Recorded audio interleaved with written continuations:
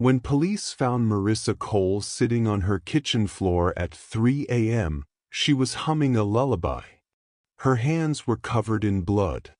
Behind her, four bodies lay still in the darkness. But what made the detectives freeze wasn't the bodies. It was the marriage certificate on the dining table, dated 3 years before Marissa's own wedding. The groom's name, Evan Cole. The bride, Lydia Burns, Marissa's sister. "They made me live someone else's life," Marissa whispered to the officer. "Even my children weren't supposed to be mine." What kind of betrayal turns a loving mother into a killer? What secret was so devastating that it destroyed an entire family in one night? This is a story about love, lies, and the moment trust becomes poison. Before we begin, if you believe truth deserves to be heard, no matter how dark, hit that like button. Drop a comment telling us what you think justice means when everyone you loved was a lie. And subscribe to the Witness Wall, because here every voice matters. Every story is witnessed. Now, let me take you back to where it all began.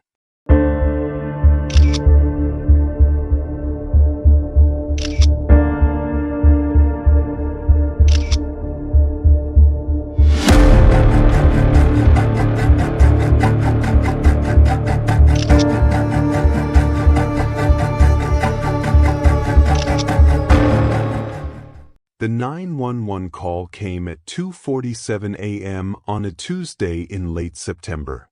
The dispatcher heard breathing first. Shallow, measured, calm. Then a woman's voice, barely above a whisper. "They're all gone." "Ma'am, who's gone?" "What's your emergency?" "My family. They're not breathing anymore." "Are you in danger? Is someone in the house with you?" A long pause. Then, "No. It's just me now. It's over." Officers arrived at 1247 Maple Ridge Drive within 9 minutes. The house sat at the end of a quiet cul-de-sac, the kind where neighbors knew each other's dogs by name. Porch lights glowed softly. A child's bicycle rested against the garage door. Nothing looked wrong. Nothing looked like death. Officer James Ridley approached the front door. It was unlocked. He pushed it open slowly, calling out, "Police! Anyone home?" The living room was pristine. A half-finished puzzle lay on the coffee table. Family photos lined the mantel, smiling faces frozen in better times. Then he saw her. Marissa Cole sat on the kitchen floor, legs crossed, back against the refrigerator. Her white nightgown was stained dark red. Her hair fell loose around her face. She stared straight ahead, humming softly, a children's song, something about stars and dreams. "Ma'am, are you hurt?" She didn't respond. Just kept humming. Ridley's partner moved past the kitchen into the dining room. His flashlight swept across the table, wine glasses, plates of untouched food, and 3 bodies slumped in their chairs. A man in his late 30s, head tilted back, eyes half open. A younger woman, face down on the table, one hand still clutching a napkin. An older woman, seated upright but motionless, her lips tinged blue. "We need paramedics. Multiple victims. Send backup." Ridley knelt beside Marissa. "Ma'am, can you tell me what happened here?" She finally looked at him. Her eyes were clear, focused, almost peaceful. "I ended it," she said softly. "They built a family out of lies. I just ended it." "Who are these people?" "My husband. My sister. My mother." She paused, then added, "The people I loved most." Ridley's stomach turned. "Are there others in the house?" Marissa's face twitched. Something broke behind her eyes. Upstairs. My babies are upstairs. Two officers rushed up the staircase. The hallway was decorated with children's artwork, crayon drawings of stick figure families holding hands. They found the first bedroom at the end of the hall. Inside, two small forms lay tucked beneath blankets. A girl, maybe 7 years old. A boy, no older than 5. Both still. Both silent. The officers stepped back, hands trembling. One of them turned away, pressing his fist against his mouth to keep from being sick. Downstairs, Marissa continued humming. By dawn, the house was swarming with investigators. Crime scene tape circled the property. Neighbors gathered on the sidewalk, whispering, crying, trying to understand how the family they'd waved to just days ago could now be gone. Marissa was led to a patrol car in handcuffs. She didn't resist. She didn't cry. She looked back at the house once, as if memorizing it, then climbed into the back seat without a word. In the weeks that followed, the question everyone asked was the same. What could drive a mother to kill her own children? What could turn a wife into a murderer? The answer, investigators would discover, was buried in a secret so cruel, it shattered everything Marissa believed about her life. But to understand what happened that night, we have to go back. Back to when Marissa Cole still believed in love. Back to when her family looked perfect. Back to the beginning. 3 months earlier, Marissa Cole's bakery smelled like cinnamon and butter every morning. The small shop sat on the corner of 5th and Hawthorne, with pale yellow walls and handwritten chalkboard menus. Locals loved it. Tourists stumbled in by accident and left with 3 boxes of pastries. Marissa had opened Sweet Crumbs 4 years ago, pouring every cent she'd saved into turning an old bookstore into her dream. It was hers. Something she built. Something she could be proud of. At 34, Marissa had the life people envied. A successful business. A beautiful home. 2 healthy children. A husband who kissed her goodbye every morning and called her, "my love," like he meant it. Evan Cole worked in commercial real estate, traveling between cities to close deals. He was gone 2, sometimes 3 weeks a month. Marissa had learned to manage. She had routines, rhythms. And she had help. Her younger sister, Lydia Burns, she'd kept their maiden name after what she called her disaster marriage years ago, had always been the quieter one. Where Marissa was bold and warm, Lydia was soft-spoken and careful. She lived alone in a small apartment downtown, working part-time as a photographer. But she spent most of her days at Marissa's house, helping with the kids, making dinner, folding laundry while Marissa closed the bakery. The 2 sisters were inseparable, just like they'd been as children. "I don't know what I'd do without you," Marissa told Lydia one evening as they watched the kids play in the backyard. Lydia smiled, but it didn't quite reach her eyes. "You'd be fine. You're stronger than you think. Still, you're always here when I need you." Lydia looked down at her hands. That's what family does. To everyone watching, they were the perfect example of sisterly love. Neighbors often commented on it. "You two are so close," they'd say. "It's rare these days." Marissa's mother, Helen Burns, visited every Sunday for dinner. She was a woman who believed in appearances, everything neat, everything polished. She'd raised her daughters to value family above all else. "Family is everything," Helen would say, usually while adjusting a picture frame or straightening a tablecloth. Without family, we're nothing. Marissa believed her. She'd built her entire life around that belief. On a warm Saturday afternoon in early June, Marissa threw a barbecue. Evan was home for the weekend. The kids ran through the sprinkler. Lydia flipped burgers while Marissa set the table. A neighbor snapped a photo of them, Evan with his arm around Marissa, Lydia laughing beside them, the children frozen mid-jump in the background. That photo would later appear in news articles.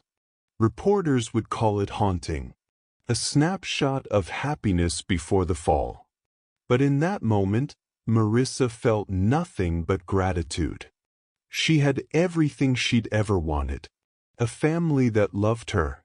A sister who supported her. A husband who came home to her. She didn't know that two of the people in that photo had been lying to her for years.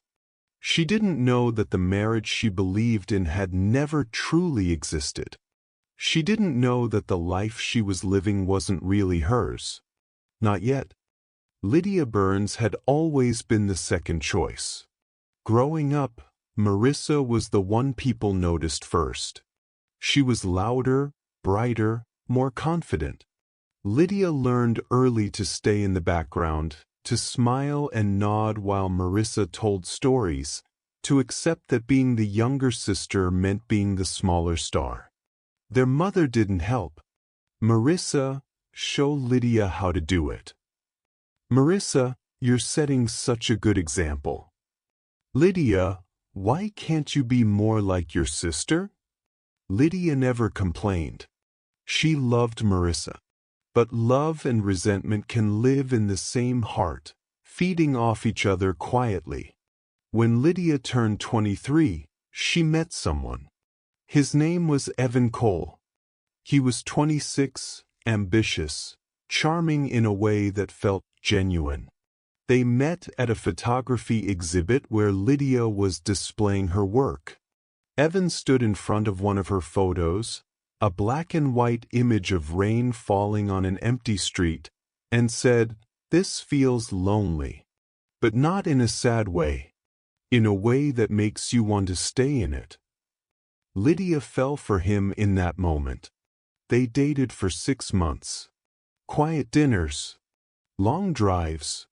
Conversations that stretched into the early morning.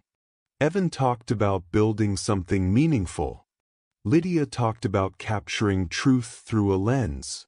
He proposed on a Tuesday evening in his apartment. No grand gesture. Just a simple question, "I think we could be good together. What do you think?" Lydia said yes. They got married at a courthouse 3 weeks later. No family. No announcement. Lydia wanted to tell Marissa, but Evan convinced her to wait.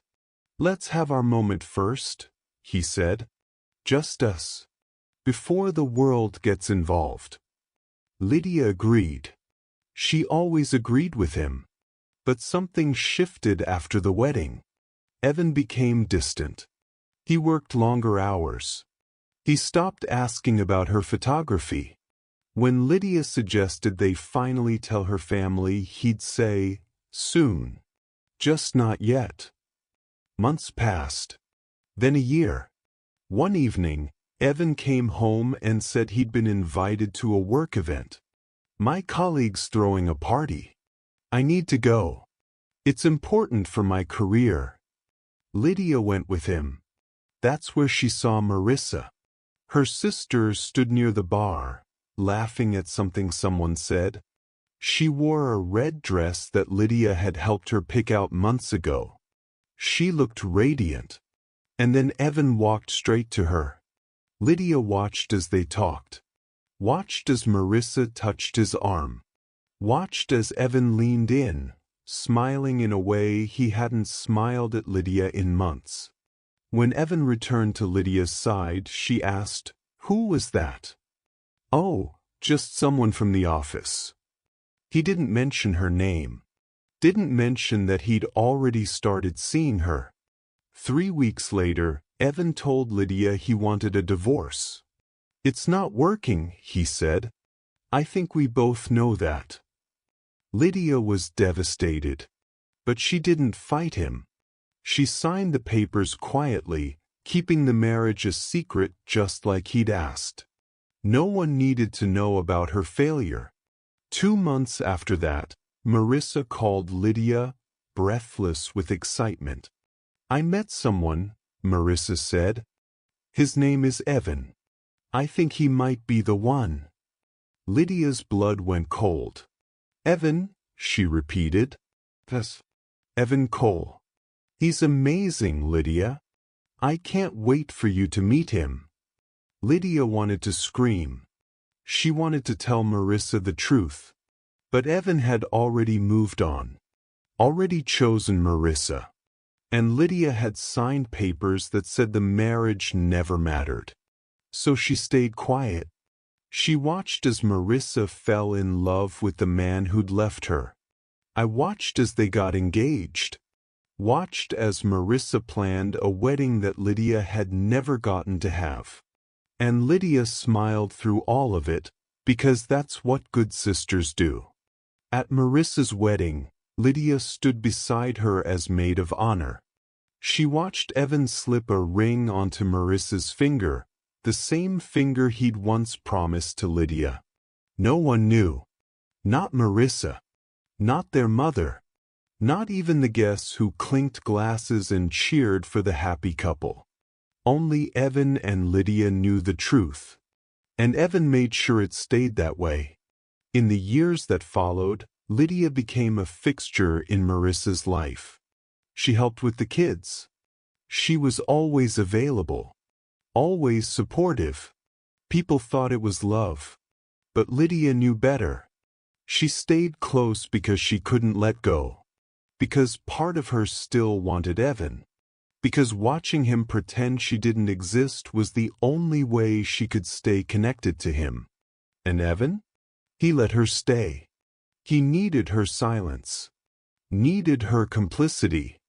So Lydia lived in the margins of her sister's life, a ghost haunting her own story. Until the day Marissa found out. It started with small things. In late June, Marissa noticed Evan checking his phone more often. Not obviously, just more. A quick glance during dinner. A step away during conversations. A phone face down on the nightstand. When she asked about it, he'd say, "Just work. Nothing important." But work didn't explain the way he flinched when she reached for his phone. Work didn't explain why he showered immediately after coming home, or why he started locking the bathroom door. Marissa told herself she was being paranoid. Evan traveled constantly. He was under stress. That's all it was. But then Lydia started acting differently too. She'd always been attentive, but now she was watchful. She'd glance between Marissa and Evan during conversations, as if waiting for something to break. She'd linger in doorways, listening.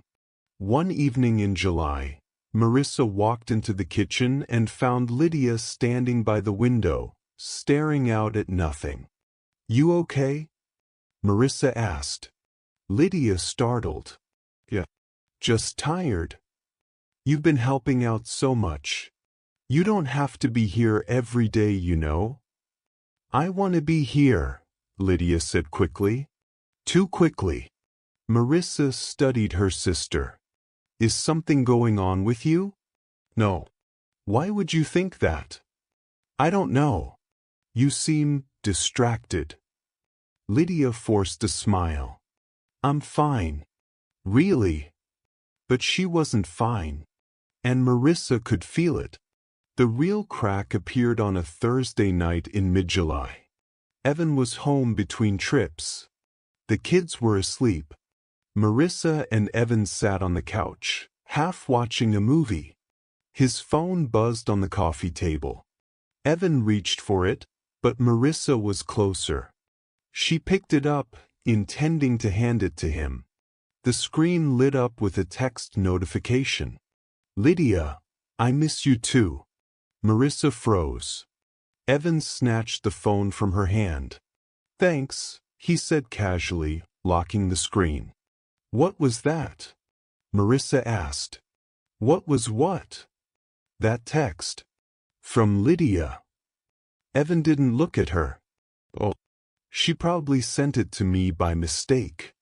She was asking me about some repair work at her apartment. It said, 'I miss you too.' She misses talking to me about the apartment stuff. I've been traveling." Marissa wanted to believe him. Desperately wanted to believe him. But the words echoed in her mind all night. "I miss you too." Meaning Evan had said it first. The next morning, Marissa waited until Evan left for work. Then she opened his laptop, something she'd never done before. His password was easy, their anniversary. She felt guilty immediately. This was wrong. She was invading his privacy. But she couldn't stop. She opened his messages. Scrolled through texts with colleagues, friends and family. Nothing unusual. Then she saw Lydia's name. The thread was long. Months of messages. Most were mundane. Plans to pick up the kids. Grocery requests. Normal stuff. But scattered throughout were messages that didn't fit. "Evan, are you staying over tonight?" "Lydia, if that's okay." "Evan, it's always okay." Another one, from 2 weeks ago. "Lydia, do you ever regret it?" "Evan, regret what?" "Lydia, the way things turned out." "Evan, no." "Do you?" "Lydia, sometimes." Marissa's hands trembled. What did that mean? Regret what? She kept scrolling. Then she found one that stopped her cold. "Lydia, I hate that I have to pretend I don't know you the way I do." "Evan, I know. But it's better this way." Marissa felt something crack inside her chest. She closed the laptop. Sat in silence. Tried to breathe. There had to be an explanation. Maybe they were talking about the past. Maybe Lydia had a crush on Evan before he met Marissa, and they were just acknowledging it now. That had to be it. But that night, when Evan came home, Marissa couldn't hold it in. "I need to ask you something," she said. Evan looked up from his phone. "What's up? Are you and Lydia?" She couldn't finish the sentence. "Are we what? Are you too close? In a way I don't know about?" Evan's face shifted. Not guilt.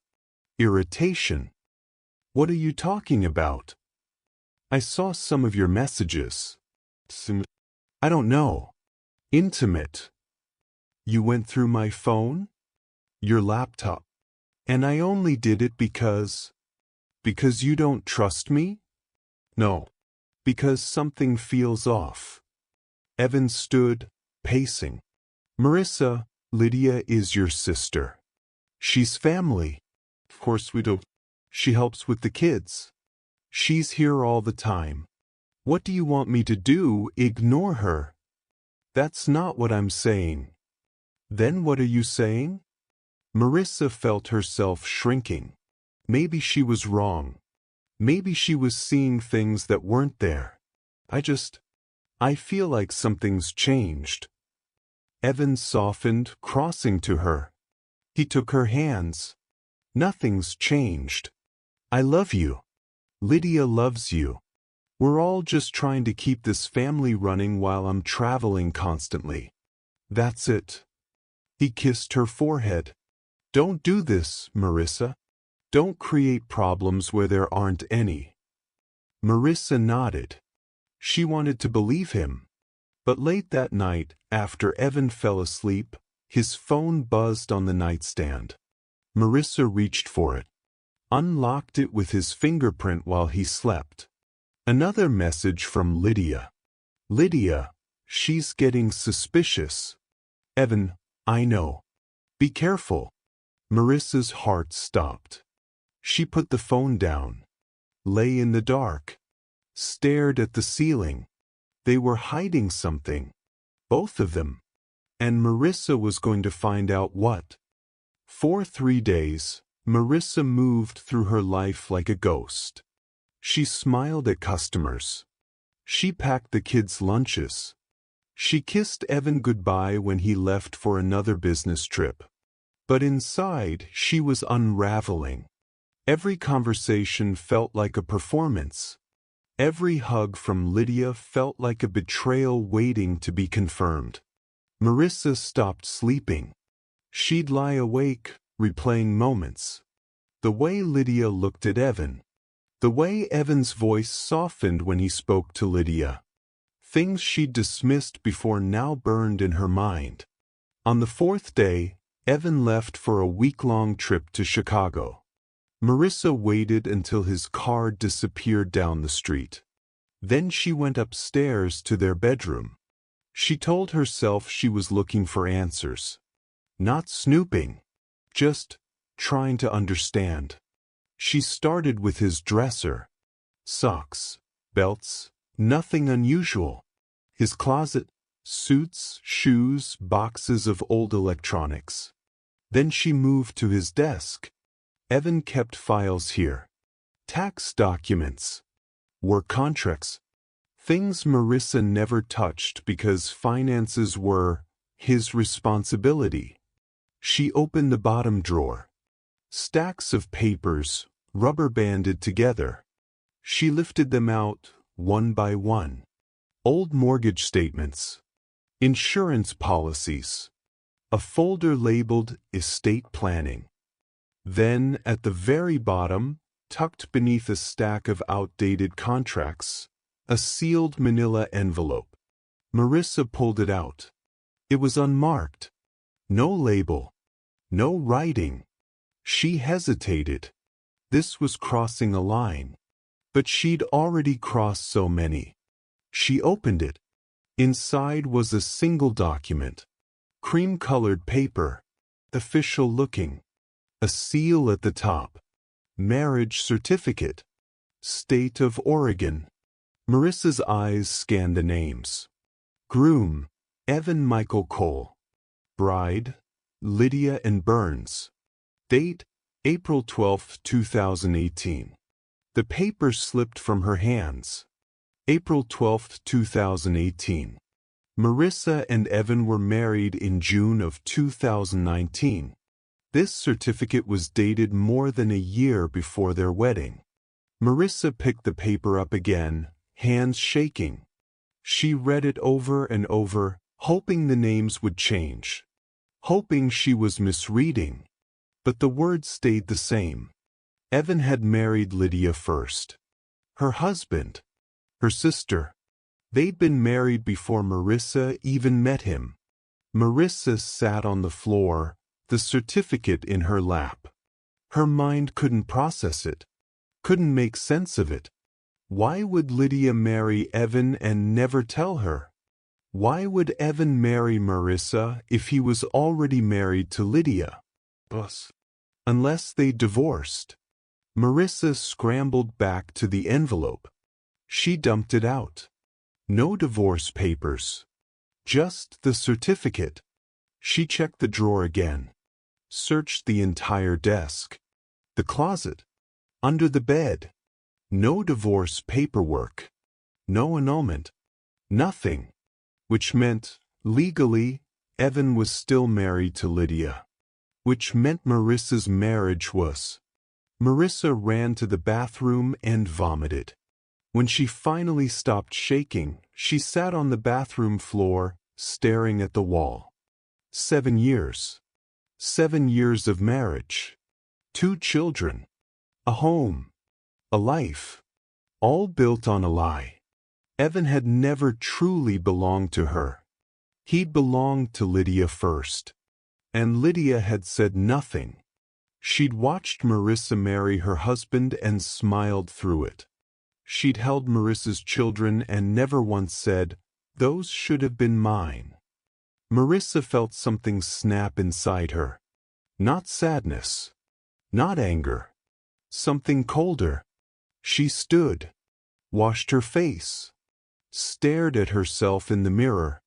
The woman staring back looked like a stranger. Marissa picked up her phone, dialed Evan's number. He answered on the second ring. "Hey babe, is everything okay?"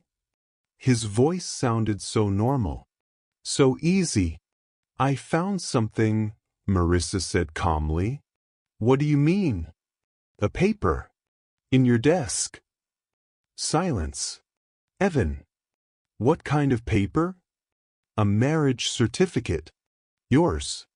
And Lydia's." The silence stretched so long, Marissa thought he'd hung up. Then, finally, "I can explain." "I'm sure you can," Marissa said. Her voice didn't sound like her own. "Come home. Tonight.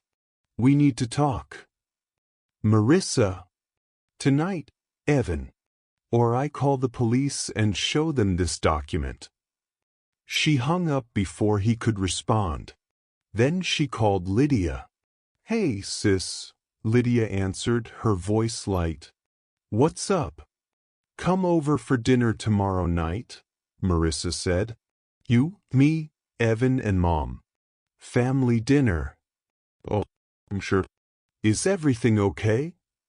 "Everything's fine," Marissa lied. "I just think it's time we all sat down together." "Okay. Sounds nice." "It will be," Marissa said.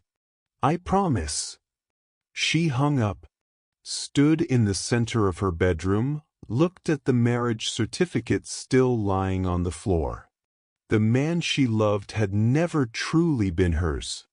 The sister she trusted had betrayed her in the worst way possible. And tomorrow, Marissa was going to make them both confess. Marissa spent all day preparing. She cleaned the house, set the dining table with their best dishes, cooked Evan's favorite meal, pot roast with rosemary potatoes, baked a lemon cake from scratch. To anyone watching, she looked like a woman celebrating something. But the marriage certificate sat folded in her pocket like a loaded gun. Evan came home around 5. He looked exhausted, guilty. "Marissa," he started. She held up her hand. "Not yet. Wait until everyone's here." "But I need to explain." "You'll explain. In front of everyone." Evan's jaw tightened, but he nodded. Lydia arrived at 6, holding a bottle of wine. She kissed Marissa's cheek. "This smells amazing. What's the occasion?" "No occasion," Marissa said smoothly. "Just felt like bringing everyone together." Helen arrived last, fussing over her coat and adjusting her hair. "What a lovely idea, Marissa. We don't do this enough." They gathered around the table. Marissa served the food with steady hands, poured wine into everyone's glass, smiled at the right moments. Lydia laughed at something Helen said. Evan pushed his food around his plate, barely eating. "You're quiet tonight," Helen observed, looking at Evan. "Just tired," he muttered. "You work too hard," Helen said. "Marissa's lucky to have such a dedicated husband." Marissa's smile didn't falter. "I'm very lucky." She waited until dessert, until everyone was comfortable, until the conversation turned soft and easy. Then she reached into her pocket. "I want to show you all something," Marissa said. She placed the marriage certificate in the center of the table. The room went silent. Lydia's face was drained of color. Her wine glass slipped from her hand, shattering against the floor. Evan closed his eyes. Helen leaned forward, squinting at the paper. "What is this?" "It's a marriage certificate," Marissa said, her voice eerily calm. Dated April 2018. Between Evan Cole and Lydia Burns. Helen's mouth opened. No sound came out. Lydia stood abruptly, her chair scraping against the floor. Marissa, Sit down, Marissa said. Lydia sat. Marissa looked at Evan. Tell them what this means. Evan's hands trembled. He opened his mouth, closed it. Finally, Lydia and I were married. Before I met you. Before you officially met me, Marissa corrected. But you were already married to her when you started dating me, weren't you? Evan nodded. Helen gasped. Evan, what are you saying? I married Lydia, Evan said, his voice hollow. But it didn't work. We weren't compatible. So we separated. I was going to file for divorce. But then I met Marissa and you never filed, Marissa finished. You just moved on. Married me, had children with me, built a life with me, while you were still legally married to my sister. Lydia's shoulders shook. Tears streamed down her face. I'm sorry. I'm so sorry. Sorry. Marissa's voice cracked. You watched me marry your husband. You held my children. You ate dinner at my table for 7 years. And you never said a word. I didn't know what to do. Lydia sobbed. He chose you. He wanted you. I thought if I just stayed quiet, maybe it would be okay. Okay. Marissa laughed, a sharp, broken sound. You thought this would be okay? Helen finally found her voice. Girls, please. Let's not. Let's not what, Mom? Marissa turned to her mother. Let's not talk about the fact that my entire marriage is a lie? That my sister betrayed me? That my husband was never really mine? Helen's lips pressed into a thin line. She glanced at Lydia, at Evan, then back at Marissa. And in that glance, Marissa saw something that made her stomach drop. You knew, Marissa whispered. Helen didn't respond. Did you know? Helen's hands folded in her lap. It's complicated, Marissa. No. A long silence. Then, yes. The word landed like a blow. How long? Marissa asked. Since the beginning. Marissa felt the room tilt. What? Evan came to me after he met you, Helen said quietly. He told me about his marriage to Lydia. He asked for my advice. And what did you tell him? Helen looked down. I told him to do what was best for the family. And marrying me while he was still married to Lydia was best for the family? Lydia couldn't have children, Helen said, her voice flat. She tried. It didn't happen. Evan wanted a family. You could give him that. So yes, I told him to move forward. For the sake of the family's future. Marissa stared at her mother. So you used me. You all used me. We didn't use you, Helen insisted. We gave you a life. A husband. Children. Everything you wanted. Everything I wanted? Marissa's voice rose. I wanted the truth. I wanted a real marriage. Not some arrangement you all decided on behind my back. Lydia reached across the table. Marissa, please. Marissa jerked away. Don't touch me. Evan finally spoke. I love you, Marissa. I know this is awful, but I do love you. That was never a lie. Everything was a lie, Marissa said. She stood, trembling. My entire life was a lie. And all of you let me live it. You let me believe I was loved. That I mattered. You do matter, Helen said. No, Marissa whispered. I was just a replacement, a solution to a problem. She looked at each of them. Her husband, her sister, her mother, the people she trusted most in the world. And in that moment, something inside Marissa died. Get out, she said. Marissa, get out of my house. Lydia stood, crying. Helen gathered her purse. Evan hesitated. I'm not going anywhere, he said. This is my house too. Marissa laughed bitterly. Is it? Or was that a lie too? She turned and walked upstairs, locking the bedroom door behind her. Downstairs, she heard voices.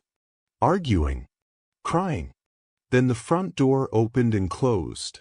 Twice. Evan stayed. Marissa sat on the bedroom floor, staring at nothing. They'd made her entire life a performance. A role she was never meant to understand. And now that she knew the truth, there was no going back. She couldn't unknow it. Couldn't unfeel it. Everything she'd built was built on sand. And sand, Marissa thought, could bury you if you let it. Marissa didn't leave the bedroom for 3 days. Evan knocked. Brought food. Begged her to. She said nothing. The kids asked where Mommy was. Evan told them she wasn't feeling well. He called Lydia to help, but Marissa heard him on the phone. She won't even look at me. I don't know what to do. Good, Marissa thought. Let him panic. She sat in the dark, replaying every moment of her life. Her wedding day. Had Evan thought of Lydia when he said his vows? Had Lydia cried at home, alone, while Marissa danced in a white dress? The birth of her daughter. Had Lydia held the baby and thought, that should have been mine? Every family dinner. Every holiday. Every time Lydia said, I love you, sis. But all of it. Marissa's mind began to fracture. She stopped eating. Stopped showering. She stared at the walls and saw her life projected there like a horror film. Every smile now sinister, every kind word now poison. On the 4th day, Helen came. Marissa heard her voice downstairs, insistent. Let me talk to her. Helen knocked on the bedroom door. Marissa, sweetheart. Open the door. Marissa didn't move. I know you're angry, Helen continued. But you need to eat. You need to think about your children. They need their mother.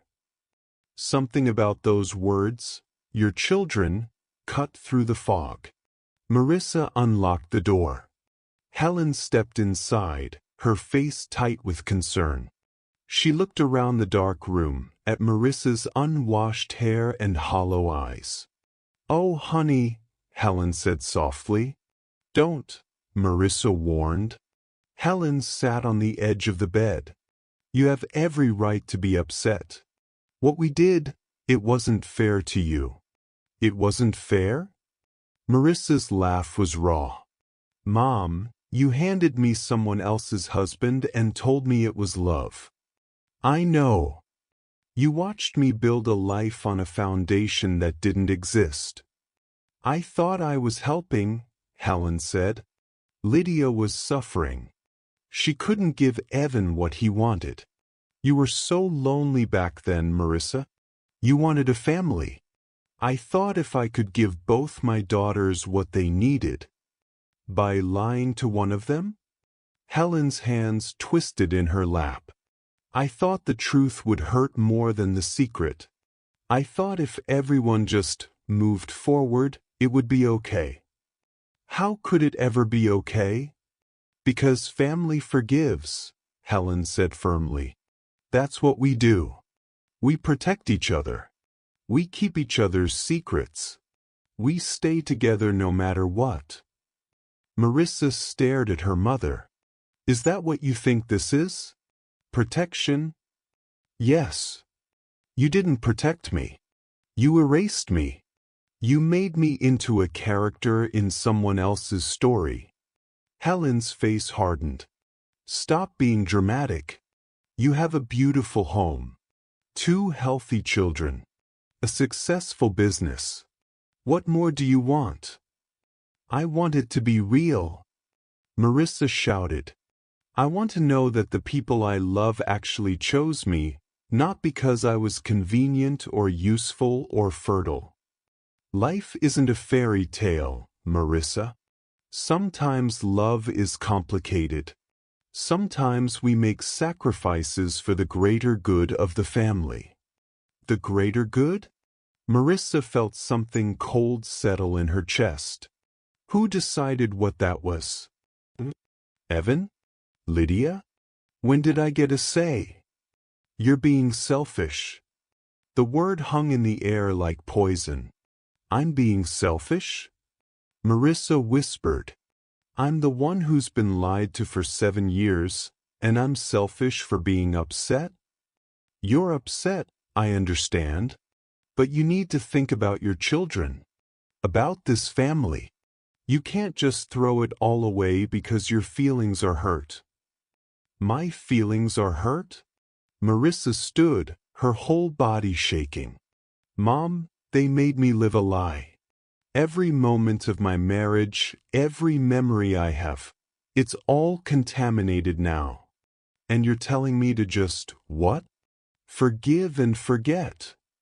Yes, Helen said simply. That's exactly what I'm telling you. For the sake of your children. For the sake of this family. Marissa looked at her mother, really looked at her.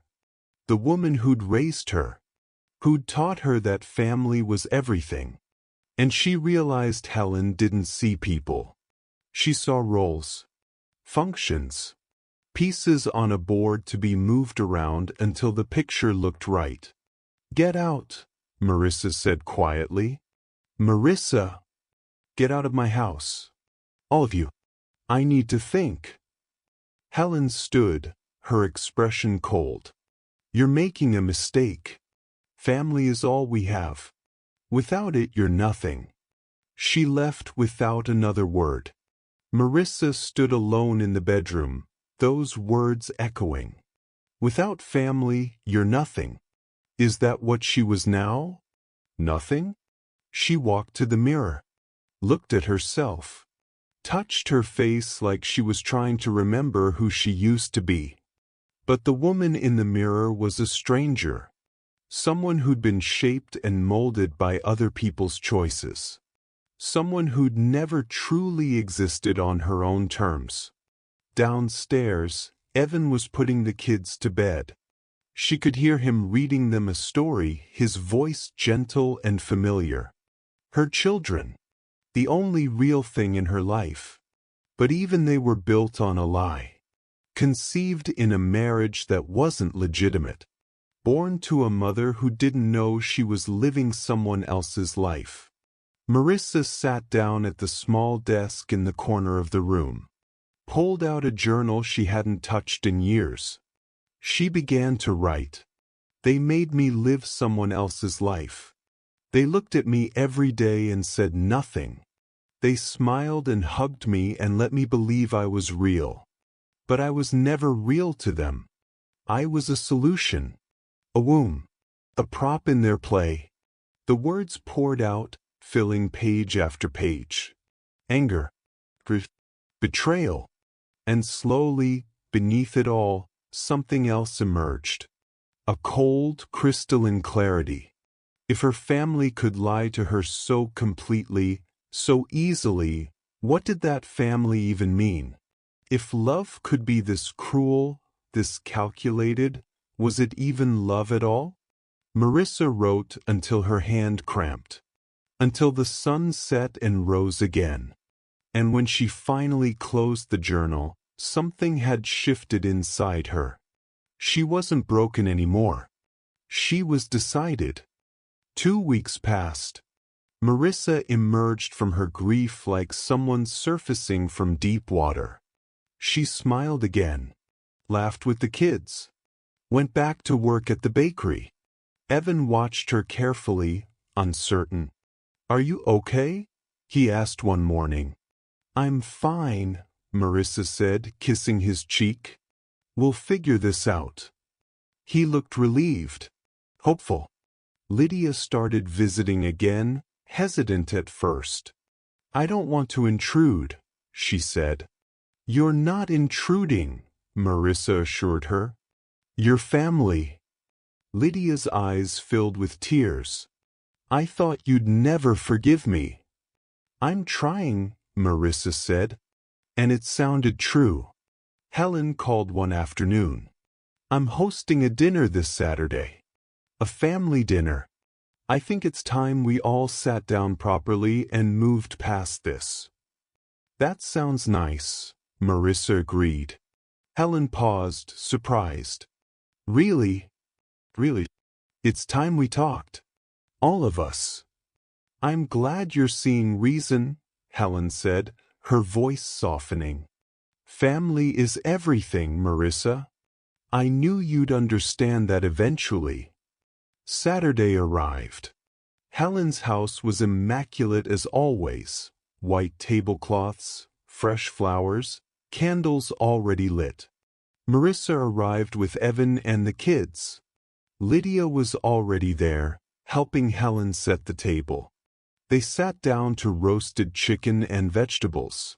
Helen poured wine, her face glowing with satisfaction. "This is how it should be," Helen said, raising her glass. "All of us together. United." They toasted. The kids colored in the living room while the adults talked. "I want to apologize," Evan said, looking at Marissa. "For everything. I should have been honest from the start." "We all should have," Lydia added quietly. Marissa nodded, listening. Helen dabbed her mouth with a napkin. "I'm glad we're moving forward. What happened was unfortunate, but it's in the past now." "Unfortunate," Marissa repeated. "Is that what we're calling it?" Helen's smile tightened. "It's what it was. A complication. But families survive complications. That's what makes us strong." "So no one did anything wrong?" Marissa asked calmly. "We all made choices," Helen said carefully. "Choices we thought were best at the time." "Best for who?" "For everyone." Marissa set down her fork. "Tell me something, Mom. When did you decide this was the plan? When did you decide that Lydia's marriage didn't matter and I should take her place?" Helen's expression hardened. "It wasn't like that." "Then what was it like?" A long silence. Finally, Helen sighed. "Lydia came to me after the wedding. She told me about her marriage to Evan. She was devastated that it wasn't working. She couldn't have children, Marissa. She tried everything. And Evan, he wanted a family. A real family." "So you offered me up as a substitute," Marissa said. "I suggested an alternative," Helen corrected. "Lydia agreed to step aside. Evan agreed to pursue you. Everyone agreed it was the best solution. Except me. I never agreed." "Because you didn't need to know," Helen said. "The less you knew, the happier you'd be. And you were happy, weren't you? For years, you were happy." Marissa felt her hands clench under the table. "I was happy living a lie." "Ignorance is bliss," Helen said simply. Lydia spoke up, her voice small. "I thought it would be easier if you didn't know. I thought I could just love you both from a distance. Be part of your life without causing problems." "And Evan?" Marissa looked at her husband. "What did you think?"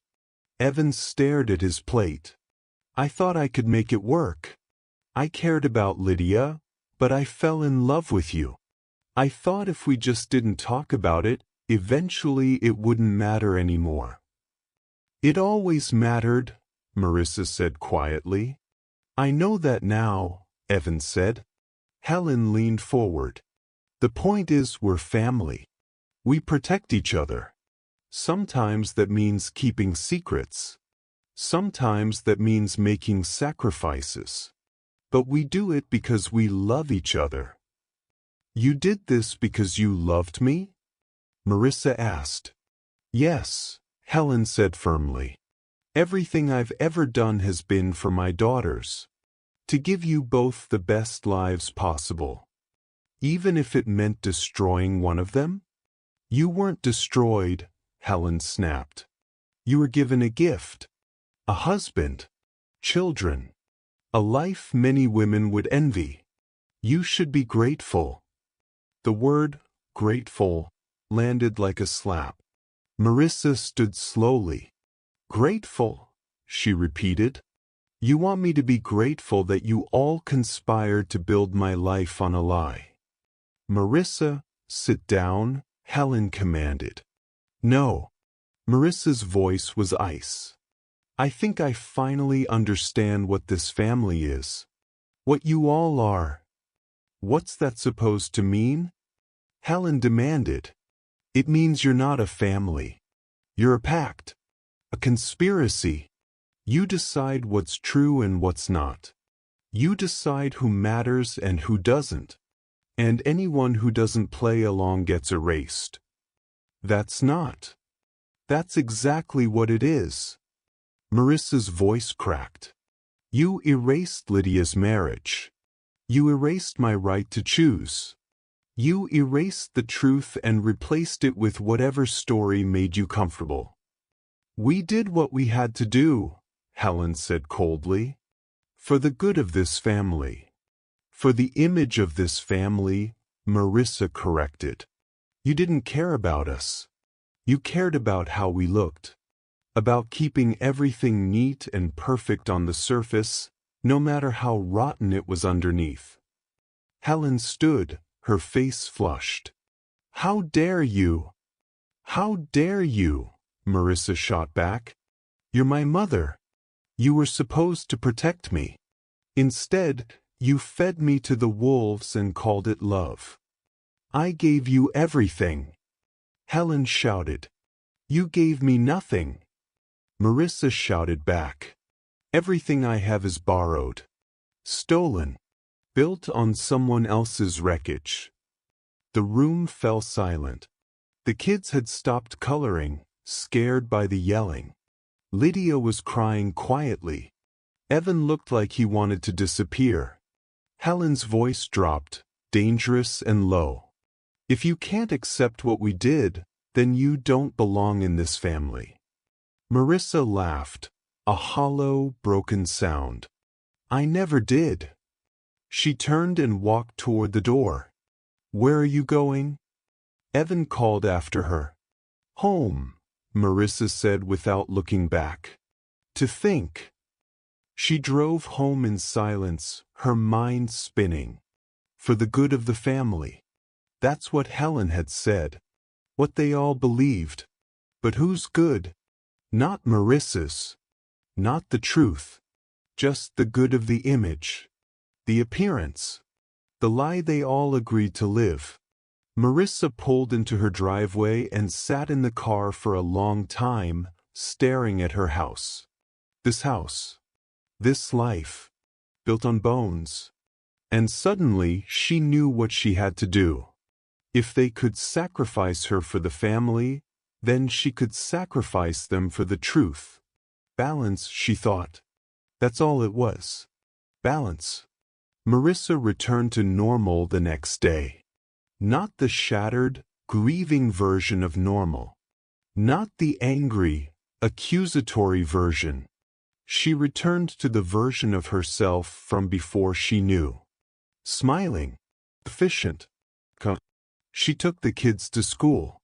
Opened the bakery. Chatted with customers about the weather and weekend plans. You seem better, one regular said. I am, Marissa replied. And she meant it. Evan noticed the change too. You're really okay? He asked cautiously. I've been thinking, Marissa said. About what Mom said. About family. About moving forward. And maybe she's right. Maybe holding on to anger doesn't help anyone.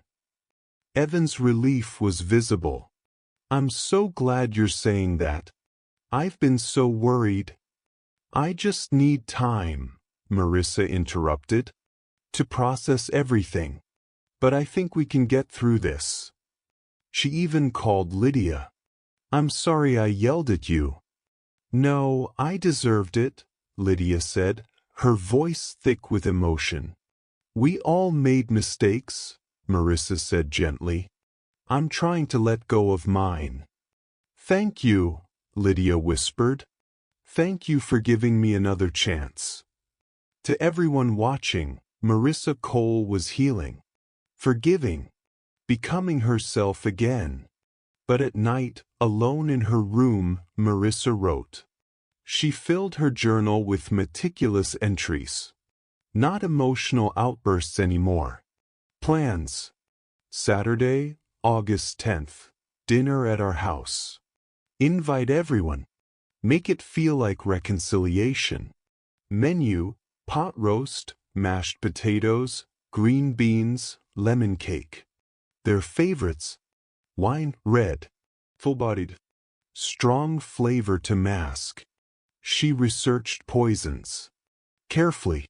Using library computers, not her own devices. She learned about substances that acted slowly, painlessly. Things that could be mixed into food without detection. She wasn't angry anymore. Anger was messy, uncontrolled. This was clarity, purpose. They had taken her life and made it a performance. So she would write the final act. She thought about her children, Emma and Noah, 7 and 5. Innocent, pure. They were hers. The only thing in her life that was truly, completely hers. And she couldn't leave them in this world. Not in this family. Not to be raised by liars. Not to grow up and learn that their mother was just a replacement. A convenience. She loved them too much for that. When Marissa closed her journal each night, she felt calm. Resolved. She wasn't a monster. She was a mother, a wife, a sister, a daughter, who'd been betrayed by all of them. And betrayal, Marissa had learned, demanded an answer. 3 weeks passed. Marissa prepared everything. She invited the family over. I want to do this right, she told Evan. A proper family dinner. All of us together. To really move forward. Evan kissed her. I love you. I know, Marissa said. She told Lydia the same thing. Let's put this behind us. Lydia hugged her. I love you, sis. I love you too, Marissa said. And she did. That was the cruelest part. She still loved them. But love and murder, Marissa was learning, weren't opposites. Sometimes they were the same thing. Saturday, September 14th. The house smelled like rosemary and garlic. Candles flickered on the dining table. Soft music played from the speakers.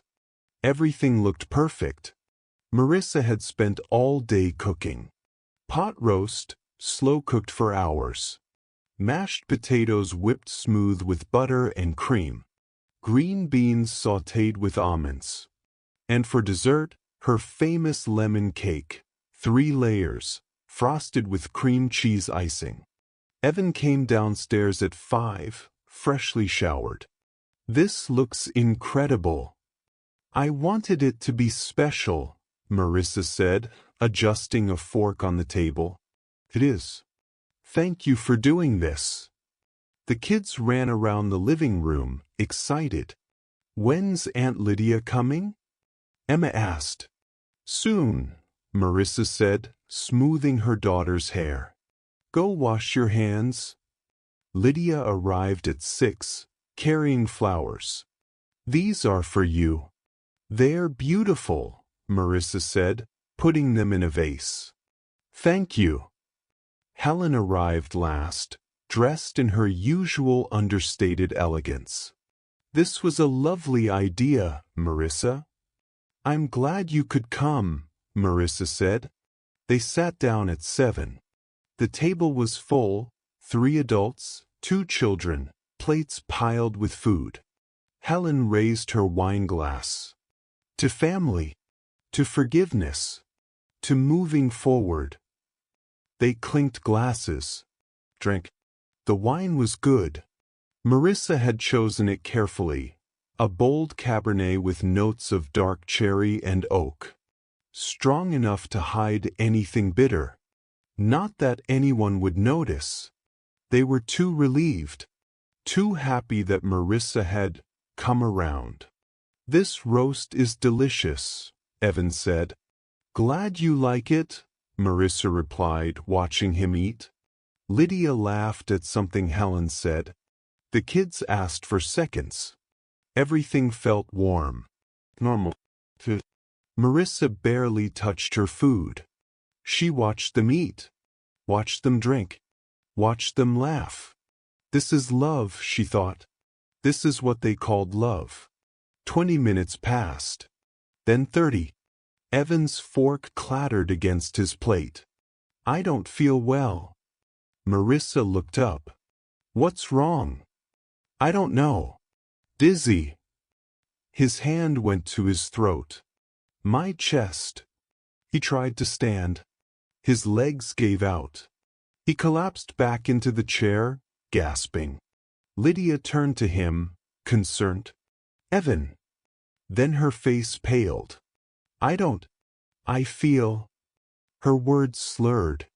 She reached for the table, missed, and slumped forward, her head hitting the wood with a dull thud. Helen's wine glass slipped from her hand, shattering on the floor.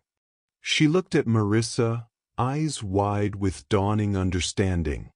"What did you do?" Helen whispered. Marissa said nothing. Helen tried to stand, but her legs wouldn't cooperate. She fell back into her chair, gasping for air. The children. Emma and Noah were staring, confused and frightened. "Mommy." Emma's voice was small. Marissa stood calmly. "It's okay, sweetheart. Come here." Emma came to her. So did Noah. Behind them, Evan was slumped over the table, barely conscious. Lydia had stopped moving. Helen was clutching her chest, fighting for each breath. "Mommy, what's wrong with Daddy?" Noah asked. "He's just tired," Marissa said softly. She took their hands. "Let's go upstairs. It's bedtime." "But it's early," Emma protested. "I know, but I want to read you a story." She led them upstairs, away from the dying sounds below, away from the bodies that would soon be still. In their bedroom, she tucked them both into bed, pulled the blankets up to their chins. "I love you both so much," Marissa whispered. "More than anything in the world." "We love you too, Mommy," Emma said, yawning. "I know you do," Marissa said. "And I need you to know that everything I've ever done has been to protect you, to keep you safe." "We're always safe with you," Noah said sleepily. Marissa's eyes filled with tears. "I'm so sorry." "For what?" Emma asked. "For this," Marissa whispered. She took a pillow. Her hands shook. Emma's eyes fluttered closed, exhausted from the day. Noah was already asleep. Marissa stood over them, the pillow in her hands, tears streaming down her face. "I love you too much to leave you in this world," she thought. "Too much to let them raise you. Too much to let you become like them." She pressed the pillow over Emma's face. Gently, softly, like a kiss. Emma stirred, struggled weakly, then went still. Marissa sobbed, pulling the pillow away. Emma's face was peaceful, like she was dreaming. She moved to Noah's bed, did the same, whispered apologies between her tears. "I'm sorry. I'm so sorry. I love you. I love you so much." When it was done, Marissa kissed them both on the forehead, straightened their blankets, made sure they looked comfortable. Then she went downstairs. The dining room was silent now. Evan was slumped in his chair, still. Lydia's eyes were half open, staring at nothing. Helen had fallen to the floor, one hand still reaching toward the door. Marissa walked past them to the kitchen, washed her hands, cleaned the dishes, wiped down the counters. Then she sat on the kitchen floor, her back against the refrigerator. She looked at the dining room, at the bodies of the people she'd loved most in the world. And she began to hum. A lullaby. The same one she'd just sung to her children. The clock on the wall ticked. Midnight came and went. Outside, the world continued. Cars passed. Dogs barked. Life went on. But in the house at 1247 Maple Ridge Drive, everything had stopped. Marissa sat in the silence, humming softly, until she finally picked up her phone. She dialed 911. The operator answered. 911, what's your emergency? It's over now, Marissa said quietly. Ma'am, what's over? Everything. 3 hours earlier. Before the dinner. Before the poison. Before the moment Marissa crossed the line from victim to killer, she stood in her children's bedroom, watching them play. Emma was building a tower with blocks. Noah was coloring a picture of their family, stick figures holding hands, a yellow sun in the corner. Is this good, Mommy? Noah asked, holding up his drawing. Marissa knelt beside him. It's perfect. It's all of us, Noah explained proudly. You, me, Emma, Daddy, Aunt Lydia, and Grandma. Marissa's chest tightened. It's beautiful, sweetheart. Emma knocked over her tower and laughed. I'm gonna build it even bigger. You can do anything you set your mind to, Marissa told her. Emma smiled. Because I'm strong like you. Strong like you. Marissa had to look away. Was this strength? What she was about to do? Or was it weakness? The final surrender to pain? She thought about letting them live. About walking away from Evan, from Lydia, from Helen. Starting over somewhere new with Emma and Noah. But where would they go? How would they survive? And more importantly, what would she tell them when they grew old enough to ask questions? Why don't we see Daddy anymore? Why doesn't Aunt Lydia visit? What happened to Grandma? Would she lie to them the way her family lied to her? Or would she tell them the truth, that their entire existence was born from betrayal? Either way, they would be damaged. Either way, the poison would reach them. Better to spare them that, Marissa thought. Better to let them go while they still believed the world was good. While they still thought love meant safety. Mommy, are you crying? Emma asked.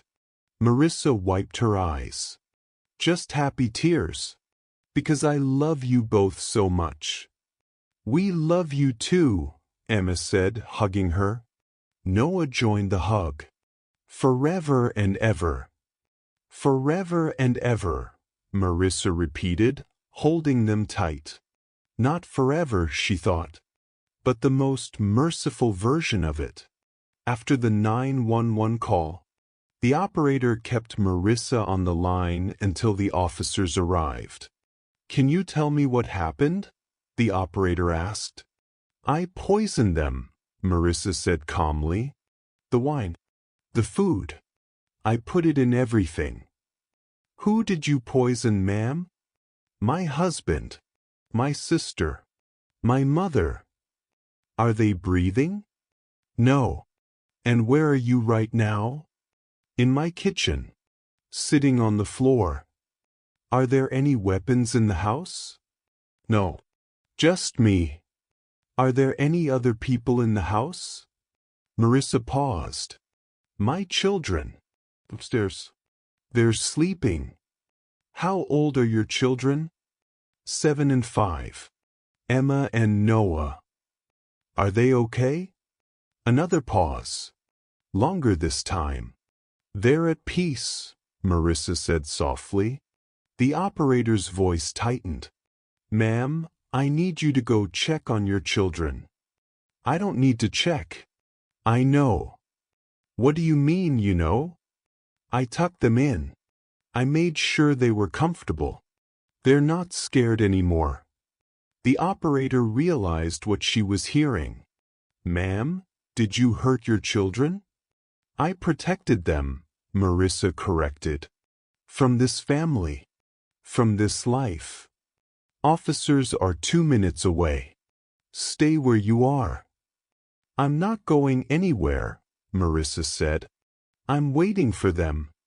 When the police arrived, they found Marissa exactly where she said she'd be.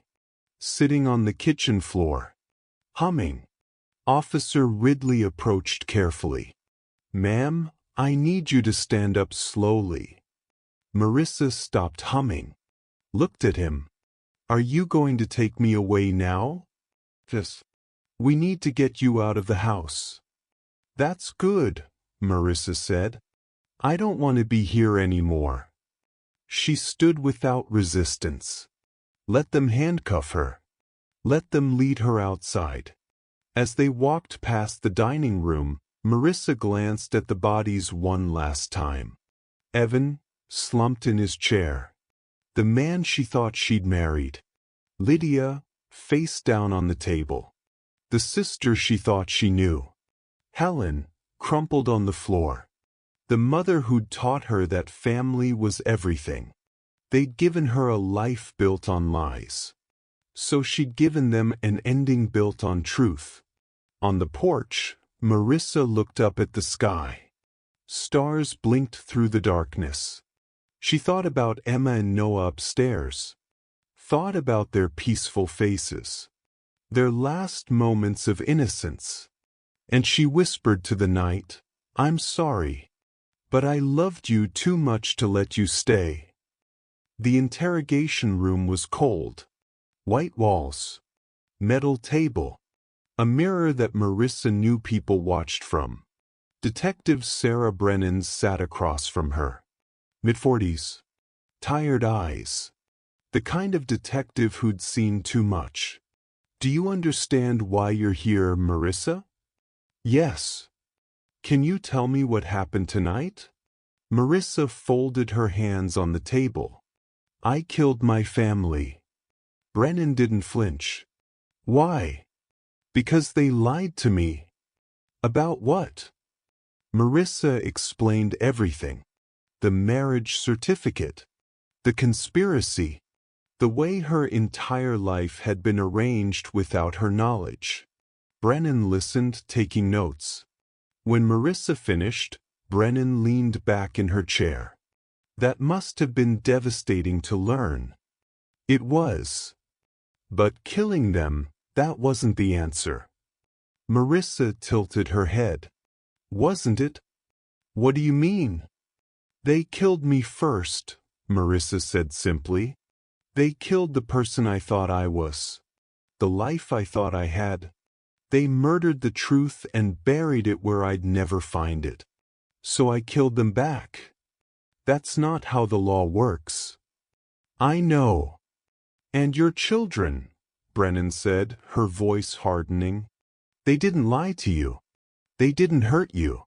Why kill them? Marissa's face cracked for the first time. Tears welled in her eyes.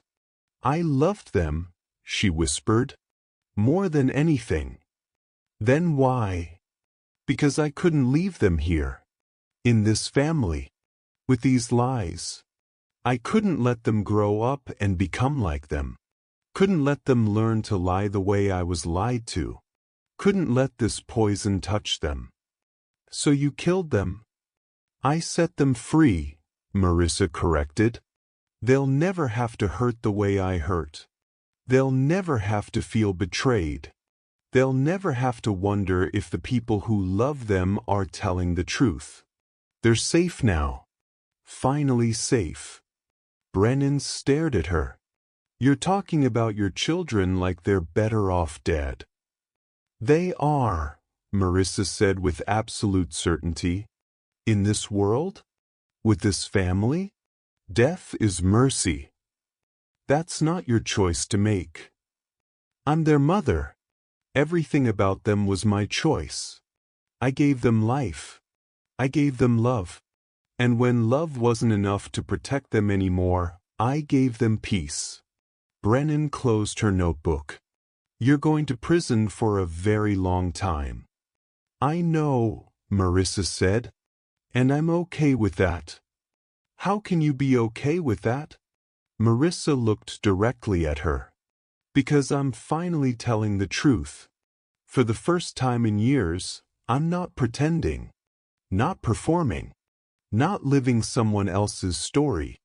This, what I did, is the only real thing I've ever done. Brennan stood. We're done here. But before she could leave, Marissa spoke again. Do you have children, detective? Brennan paused. Yes. Then you understand, Marissa said softly. You'd do anything to protect them. Anything at all. Not that, Brennan said firmly. No, Marissa agreed. Not yet. But if you'd lived my life, if you'd learned what I learned, maybe you would have.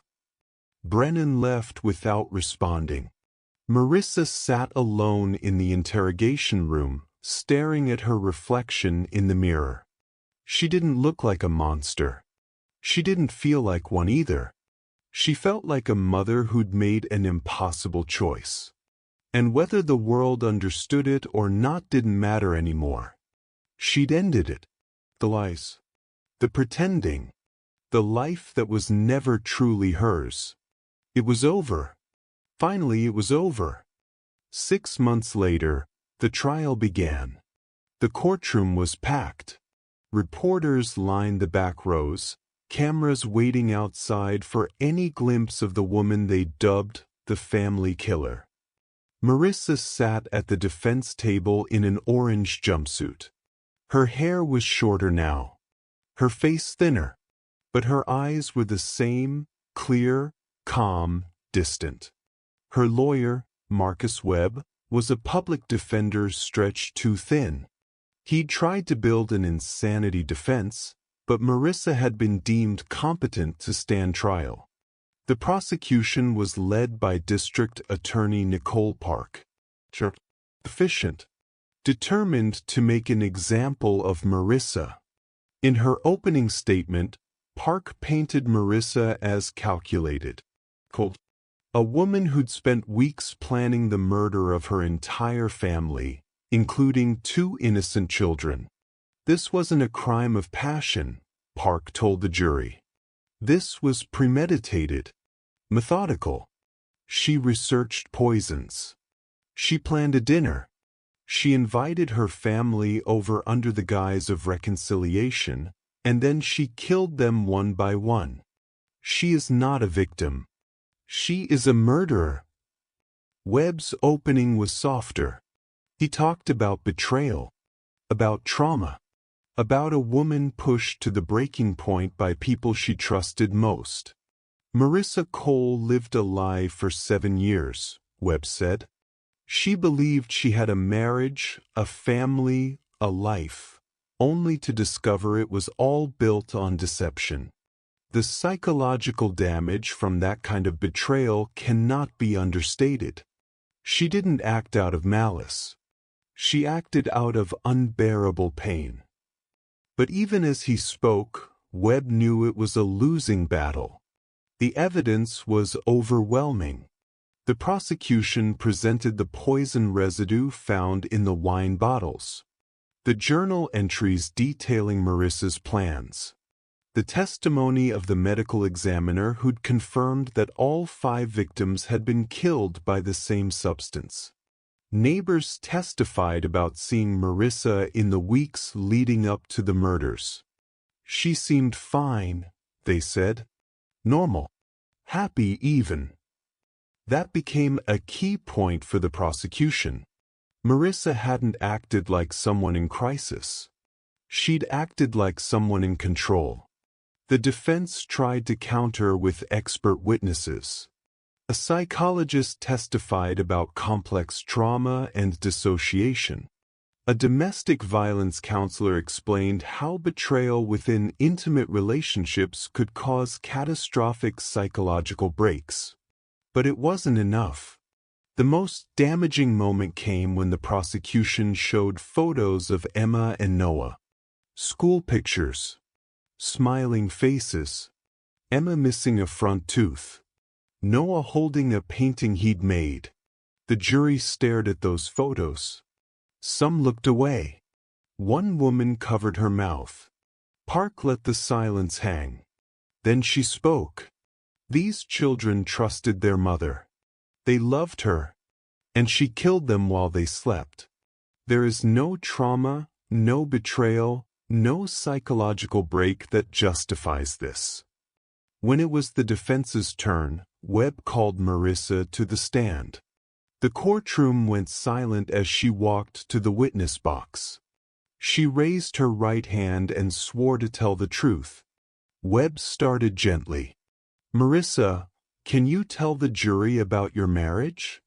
I thought it was real, Marissa said. I thought Evan loved me, that we'd chosen each other.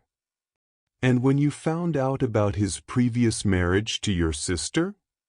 I felt like I'd been erased, like I'd never existed at all. What did you feel toward your family after learning the truth? Marissa paused. I still loved them. That's what made it so much worse. I loved people who'd betrayed me so completely that I couldn't trust my own memories anymore. And your children? Did you love them? For the first time, Marissa's composure cracked. Tears filled her eyes. I loved them more than my own life. Then why did you kill them? Marissa looked directly at the jury. Because I couldn't leave them behind. I couldn't let them grow up in a family built on lies. Couldn't let them be raised by people who thought deception was love. They deserved better than that. So you killed them? I freed them, Marissa whispered. From this. From all of this. Park stood for cross-examination. She didn't waste time. Ms. Cole, did your children ask you to kill them? No. Did they want to die? No. Did they show any signs of being unhappy or traumatized? No. They were happy. So you killed 2 happy children who loved you and trusted you because you decided they were better off dead? Marissa's jaw tightened. You don't understand. Help me understand, Park said. Explain to this jury how murdering sleeping children is an act of love. I couldn't protect them any other way. Protect them from what? A complicated family situation? Therapy exists, Ms. Cole. Divorce exists. Moving away exists. You had options. Those weren't real options. Why not? Because the damage was already done. They would have grown up knowing their whole life was a lie. They would have looked at every memory and wondered what was real. They would have questioned every person who claimed to love them. I couldn't do that to them. So you decided death was better? Yes. Park let that answer hang in the air. No further questions.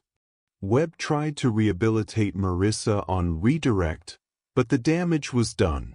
The jury had seen her admit, in her own words, that she'd killed her children because she thought she knew better than they did about whether their lives were worth living. The prosecution's closing argument was devastating. Marissa Cole wants you to believe she's a victim, Park said, that she was driven to this by betrayal and trauma. But victimhood does not give anyone the right to become an executioner. She didn't kill in self-defense. She didn't kill in a moment of passion. She planned these murders for weeks. She researched methods. She prepared a meal. She invited her family into her home under false pretenses and murdered them.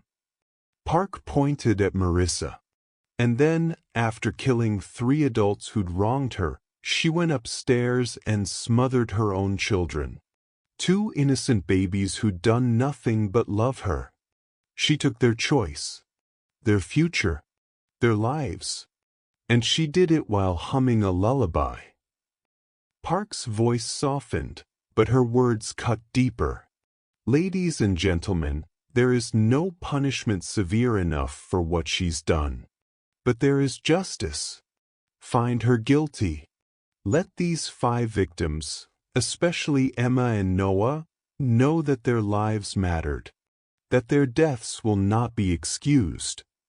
Webb's closing focused on the psychological damage of betrayal. But even he seemed to know it wasn't enough. The jury deliberated for 6 hours. When they returned, the 4 women stood. On the count of murder in the first degree for the death of Evan Cole, how do you find? Guilty. For the death of Lydia Burns? Guilty. For the death of Helen Burns? Guilty. For the death of Emma Cole? The pause. The forewoman's voice wavered slightly. Guilty. For the death of Noah Cole? Guilty. Marissa didn't react.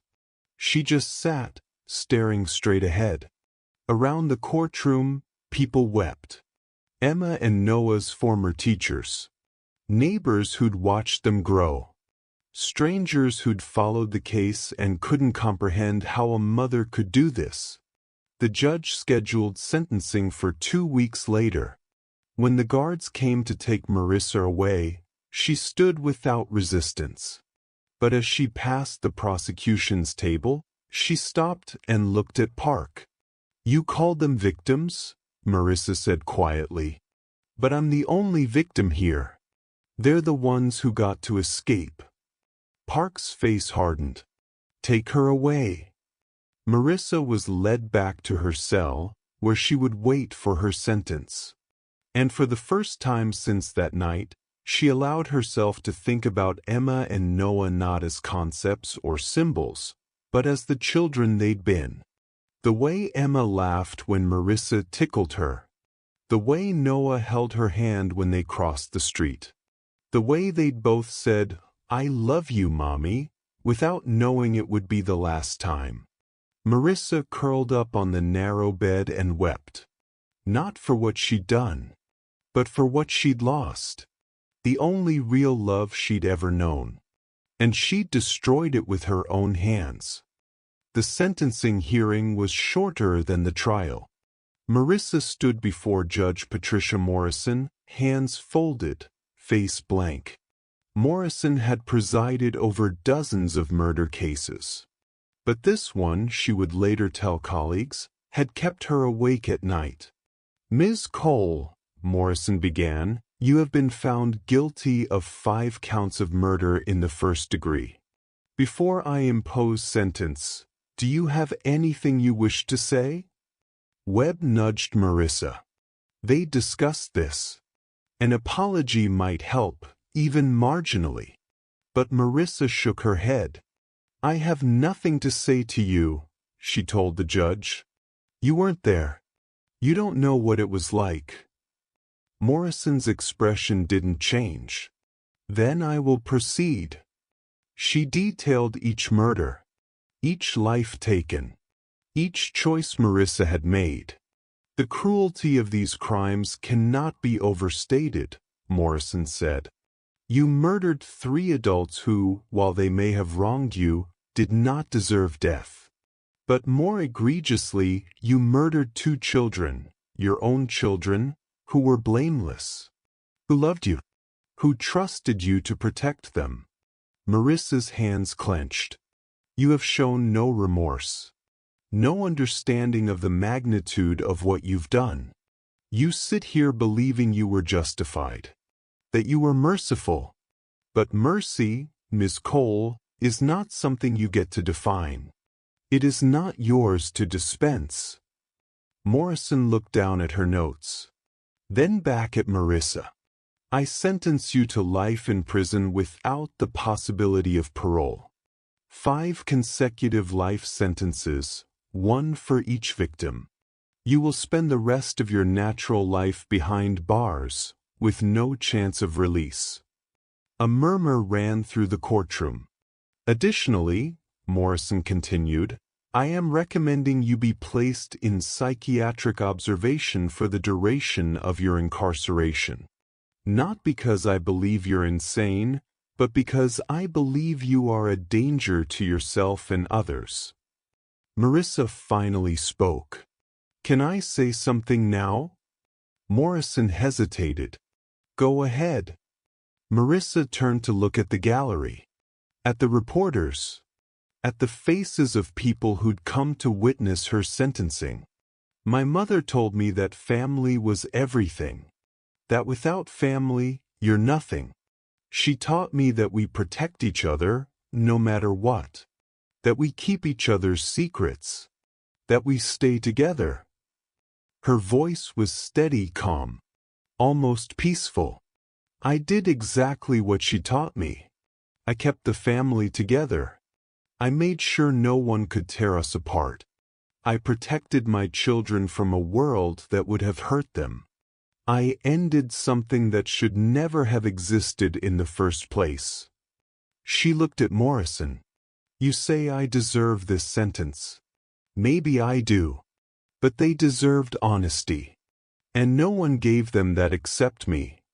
Morrison's face was stone. Take her away. As the guards approached, Marissa looked one last time at the gallery. Her eyes landed on a woman in the back row. Someone she recognized. Evan's mother. A woman Marissa had only met a few times. A woman who'd lost her son and grandchildren. The woman was crying silently, clutching a photo of Emma and Noah. For just a moment, Marissa felt something break inside her. A hairline fracture in the certainty she'd built around herself. Those children had been loved by others too. Not just her. Others who would have protected them. Who would have helped them navigate the truth. But Marissa had decided she was the only one who could save them. And in doing so, she destroyed them. The realization hit her like a physical blow. She'd become exactly what she hated. She'd taken choice away from the people she loved. She'd decided what was true and what mattered, just like her mother had done. She'd repeated the same sin, just with different victims. Marissa's legs weakened. The guards had to support her as they led her from the courtroom. The last thing she heard was Morrison's voice. This court stands adjourned. In prison, Marissa became a ghost.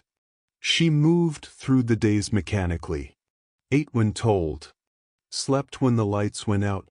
Spoke to no one. Other inmates whispered about her. That's the one who killed her kids. Stay away from her. She's evil. But Marissa didn't care what they thought. She spent her days in her cell, staring at the wall. At night, she dreamed of Emma and Noah. In the dreams, They were always calling for her. Always just out of reach. Always asking, "Why, Mommy? Why did you do it?" And Marissa had no answer that made sense anymore. She'd thought she was protecting them. But maybe she'd just been protecting herself. From the pain of living in a broken world. From the fear of raising children in a family built on lies. Maybe she'd killed them not out of love, but out of cowardice. The thought haunted her more than any punishment could. 6 months into her sentence, Marissa requested paper and a pen. She began to write. Not a diary. Not a defense. Just truth. She wrote about her childhood. About Lydia. About falling in love with Evan. About the moment she found the marriage certificate. She wrote about the dinner. About carrying the poison to the table. About watching her family die. And she wrote about going upstairs. About kissing Emma and Noah. About the weight of the pillow in her hands. She wrote until her hand cramped. Until the pages piled up. And at the end she wrote a single question. If love is meant to protect, why does it kill so quietly? She sealed the pages in an envelope. Asked a guard to send them to a journalist who'd been covering her case. Why? The guard asked. Because someone should know the truth, Marissa said. The real truth. Not the version that makes sense. The version that doesn't. The guard took the envelope. Whether it would ever be sent, Marissa didn't know. But she'd said what needed to be said. She'd told her story. The whole ugly truth of it. And now all that was left was to live with what she'd done. For the rest of her life. 3 years later, Dr. Angela Reeves, a prison counselor, requested to meet with Marissa. Marissa agreed, mostly out of boredom.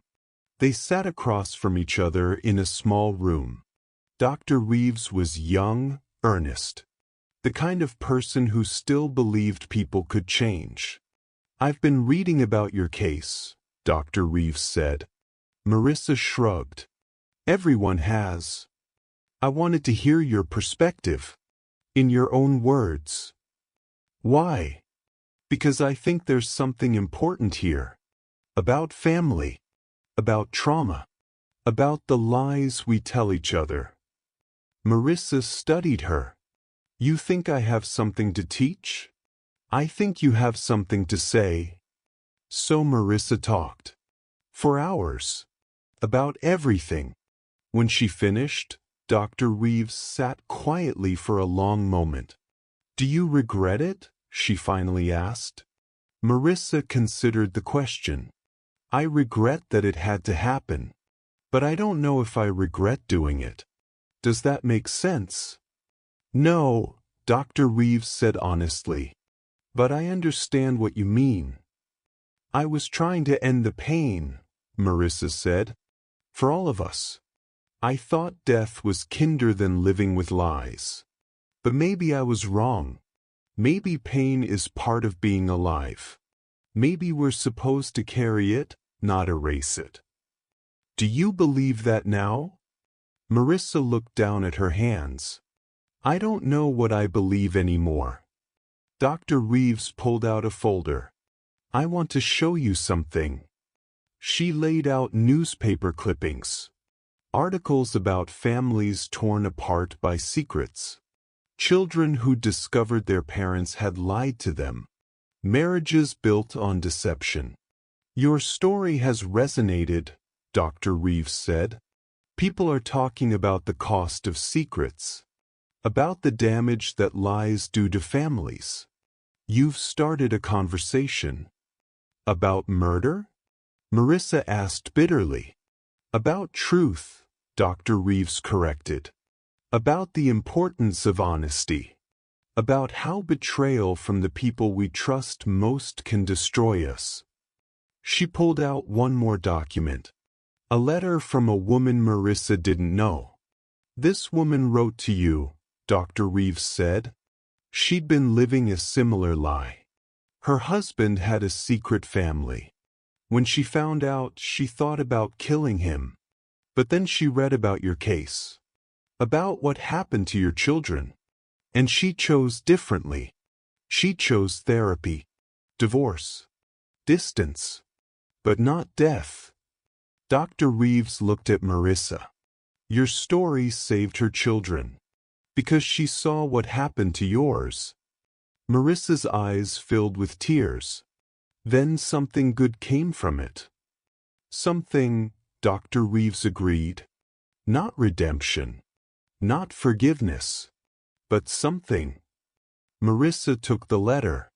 Read it slowly. The woman's handwriting was shaky, emotional. Thank you for showing me where that path leads. I chose another one because of you. Marissa folded the letter carefully. Can I keep this? Yes. That night, Marissa lay in her cell, holding the letter. She thought about Emma and Noah, about the lives they could have lived. She'd taken that from them. No amount of conversation started, no amount of warnings given, would bring them back. But maybe their deaths could mean something. Maybe their story could keep other children safe. It wasn't enough. It would never be enough. But it was something. Marissa closed her eyes and, for the first time in years, she prayed. Not for forgiveness. She didn't deserve that. But for Emma and Noah. That wherever they were at peace. That they understood, somehow, that she'd loved them. Even if that love had been twisted and broken and wrong. Outside the prison, the world continued. The house at 1247 Maple Ridge Drive sat empty for 2 years before finally being sold. The new owners didn't know its history. They painted the walls, replaced the floors, tried to erase the past. But neighbors remembered. They'd cross to the other side of the street when passing by. They'd tell their children not to play in that yard. Some places, people said, held on to their darkness. The story of Marissa Cole became a cautionary tale. True crime podcasts dissected it. Documentaries were made. People debated on social media whether she was a monster or a victim. But those who knew her, the teachers who'd taught Emma, the customers who'd bought pastries from her bakery, the neighbors who'd waved to her, they remembered something else. They remembered a woman who'd seemed kind, normal, happy. And that scared them most of all. Because if Marissa Cole could do what she did, then anyone could. The lies we tell each other, they realized, are more dangerous than we'd ever imagined. And the people we trust most are the ones who can hurt us deepest. In the final document Marissa wrote, the one Dr. Reeves eventually published with permission, she ended with these words. I killed my family because I thought love meant protecting them from pain. But love isn't protection. It's presence. It's staying even when the truth is ugly. Even when the pain is unbearable. Even when everything you believed turns out to be a lie. I didn't stay. I didn't let my children face the truth and grow from it. I decided their lives weren't worth living because mine wasn't. That was my real crime. Not the poison. Not the planning. But the arrogance of thinking I knew better than life itself what my children needed. If you're reading this and you're hurting, if you've been betrayed, if the people you love have lied to you, I'm begging you, don't do what I did. Don't end the story because you don't like how it's going. Fight, grieve, rage, but stay. Because the moment you decide to end it, you become what you hate. You become the liar, the betrayer, the one who takes choice away. My children deserved better than me. Yours deserve better than this. If love is meant to protect, Why does it kill so quietly? Because we forget that protection isn't control. And love isn't ownership. And by the time we remember, it's too late. On a rainy October evening, 5 years after the murders, a woman visiting the prison stood outside, looking up at the barred windows. She held a bouquet of flowers. Daisies, Emma's favorite. And forget-me-nots, for Noah. She'd been their grandmother. Evan's mother. The woman who'd lost everything that night. She'd spent years hating Marissa. Wanting her to suffer. Wanting her dead. But time had softened the edges of her rage. Not into forgiveness. Never forgiveness. But into something like understanding. She'd learned, in the years since, about the lies her son had told. About the marriage he'd hidden. About the conspiracy he'd been part of. And while it didn't excuse what Marissa had done, nothing could, it explained it. Pain, she'd learned, didn't justify cruelty. But it did explain it. She placed the flowers against the prison fence. Whispered a prayer for Emma and Noah. For the grandmother they should have known. For the life they should have lived. And then, unexpectedly, she whispered a prayer for Marissa too. Not for her freedom. Not for her peace. But for her to carry the weight of what she'd done without breaking entirely. Because some people needed to suffer. Needed to remember. Needed to live with their sins as a warning to others. Marissa Cole was one of them. The grandmother walked away as rain began to fall. Steady. Silent. Unending. Inside the prison, Marissa sat in her cell, listening to the rain against the window. She thought about that night. About the dinner table. About the pillow in her hands. And she thought about a different choice. The one she didn't make. Walking away. Filing for divorce. Moving to another city. Starting over with Emma and Noah, just the three of them. It would have been hard. Painful. Messy. But they would have been alive. Emma would be 12 now. They'd be in school. Making friends. Growing up. Instead, they were frozen in time. 7 and 5. Forever. Marissa closed her eyes and whispered into the darkness. I'm sorry. I'm so sorry. I loved you wrong. I loved you to death. And I would give anything, to take it back. But the dead don't answer. And regret doesn't resurrect. All Marissa had left was time. Years and years of it. To sit with what she'd done. To carry Emma and Noah's absence like stones in her chest. And to hope, impossibly, irrationally, that somewhere, somehow, they knew she'd love them. Even if that love had killed them. If you've heard this story, you've witnessed something most people can't comprehend. A love so broken it became murder. A betrayal so deep it shattered a family completely. Marissa Cole's story isn't just about crime. It's about the secrets we keep, the lies we tell, and the moment when pain becomes something uncontrollable. It's a warning that honesty, no matter how painful, is always kinder than deception. That betrayal from those we trust most can break us in ways we never recover from.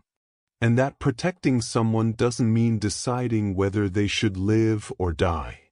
It means giving them the truth and trusting them to be strong enough to handle it. Emma and Noah Cole never got that chance. They were loved. They were murdered. And their story deserves to be remembered. Not to glorify what happened, but to prevent it from happening again. Here at the witness wall, we believe every voice matters. Every story deserves to be told. Every truth, no matter how dark, needs to be witnessed. You've witnessed Marissa's truth tonight. And in doing so, you've honored Emma, Noah, Evan, Lydia, and Helen. Their lives, their death, their story. If this story has moved you, if it's made you think about the secrets in your own life or the families you know, leave a comment. Tell us what you think, what you feel, whether betrayal can ever be forgiven, whether Marissa was a monster, a victim, or something in between. And if you believe truth deserves to be heard, no matter how painful, subscribe to the Witness Wall. Because here, we don't look away. We witness. We remember. We learn. Thank you for being here. Thank you for listening. Thank you for witnessing. This is the Witness Wall. And you are not just a viewer. You are a witness to truth. Thanks for tuning in to the Witness Wall. If you're new to this channel, kindly like and subscribe for more gripping true crime stories. Don't miss out. Subscribe now for more thrilling investigations.